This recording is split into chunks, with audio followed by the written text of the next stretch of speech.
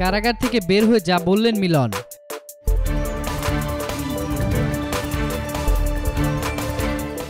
সাবেক শিক্ষা প্রতিমন্ত্রী ও বিএনপির আন্তর্জাতিক বিষয়ক সম্পাদক আনম এহসানুল হক মিলন জামিনে মুক্তি পেয়েছেন।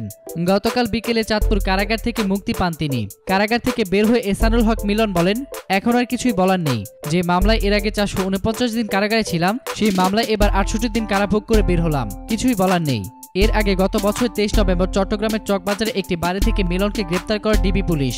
একই দিন দুপুরে চাঁদপুরের সিনিয়র জুডিশিয়াল ম্যাজিস্ট্রেট শফিউল আজমের আদালতে মিলনকে হাজির করা হলে আদালত তাকে কারাগারে পাঠানোর নির্দেশ দেন। পরে তাকে একটি হত্যা মামলা, একটি হত্যা চেষ্টা মামলা ও একটি চাঁদাবাজির মামলায় গ্রেপ্তার দেখানো হয়। এসব মামলায় 68 দিন কারাভোগ করে জামিনে মুক্তি পান তিনি।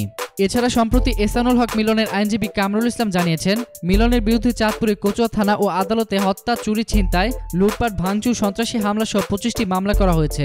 এর মধ্যে 17টি মামলায় মিলনের বিরুদ্ধে গ্রেপ্তারি পরোয়ানা জারি করেছেন আদালত। 449 দিন জেল খাটার পর 2012 সালে 5 জুন জামিন নিয়ে বিদেশে পালিয়ে যান মিলন।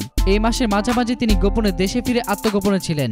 অপরদিকে 15 দিনের মধ্যে হাতিয়া নদী ভাঙন রোধে ব্লক নির্মাণ করা হবে বললেন ওবায়দুল কাদের। আওয়ামী লীগের সাধারণ সম্পাদক, সড়ক পরিবহন ও সেতু মন্ত্রী ওবায়দুল কাদের বলেছেন, আগামী 15 দিনের মধ্যে হাতিয়া নদী ভাঙন রোধে ব্লক নির্মাণ করা হবে। গতকাল নোয়াখালী মূল ভূখণ্ড থেকে বিচ্ছিন্ন দ্বীপ উপজেলা হাতিয়া পরিদর্শন শেষে মন্ত্রী এসব কথা বলেন।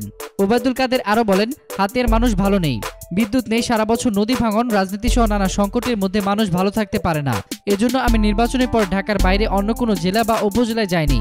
হাতিয়ে ছুটে এসেছি মানুষের দুঃখ নিজের চোখে দেখার জন্য। দেশের অন্য কোনো জনপদে এত সংকট নেই যা হাতিয়ে আছে। এখন আমাদের প্রধান কাজ হচ্ছে নদী ভাঙন রোধ করে মানুষের জীবন বাঁচানো। নদী ভাঙন রোধ হওয়ার পরে পল্টনও নির্মাণ করা হবে। মন্ত্রী বলেন, শেখ হাসিনার আলোকিত এবং ডিজিটাল বাংলাদেশে হাতিয়ার মানুষ অন্ধকারে থাকবে, নদী ভাঙনে নিঃস্ব হবে, এটা কাম্য নয়। শেখ হাসিনা সরকার আমলে তা হতে পারে না। এ সময় তিনি আরো বলেন, হাতিয়ার মানুষের দুঃখের কথা শুনে প্রধানমন্ত্রী শেখ হাসিনা হাতিয়া আসার ইচ্ছা প্রকাশ করেছেন। তিনি সময় করে হাতিয়া সফরে আসবেন। এ সময় মন্ত্রী আরো বলেন, হাতিয়া এখন আওয়ামী লীগের ঐক্যের সুবাতাস বলছে। ঐক্য না থাকলে উন্নয়নে ভাটা পড়ে। আজকের ঐক্য হাতিয়ার উন্নয়নের ভিত্তি হিসেবে কাজ করবে।